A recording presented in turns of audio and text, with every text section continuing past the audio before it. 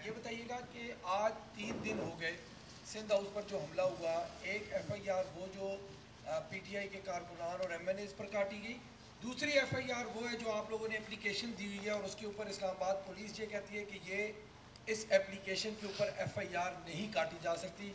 ये दो सवाल हैं, इनके ऊपर जवाब। जहाँ तक वज़ीर का जिसका आपने मेंशन किया है, मैं तो उसका बयान सुनता नहीं हूँ और मैं समझता हूँ कि जो गटर की बातें हैं उनको गटर में ही रहना चाहिए।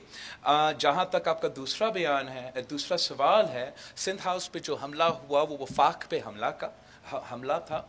एक तसलसल का एक सिलसिला के तसलसल है। उसका पहला फेज़ पे हमला हुआ पार्लियामान लॉजेस पे, पार्लियामान पे, दूसरा हमला हुआ सिंध हाउस पे और वफाक पे। हम समझते हैं जो दहशतगर्दी का कानून है वो बड़े वाज़े हैं कि जब हुकूमत के इस किस्म के इदारे से, इस किस्म के अंदाज से इन पे हमले होते हैं तो ये दहशतगर्दी के अंदर आते हैं। और हम आखिरी हद तक हम अदालत में भी इसका पीछा करेंगे कि दहशतगर्दी का केस उन लोगों पे किया जाए। ये एक हर सूबा का इस्लामाबाद में पंजाब हाउस भी है, पख्तूनख्वा हाउस भी है, सारे हाउसेस भी है, वहाँ एमएनएज रह सकते हैं, कमरे ले सकते हैं।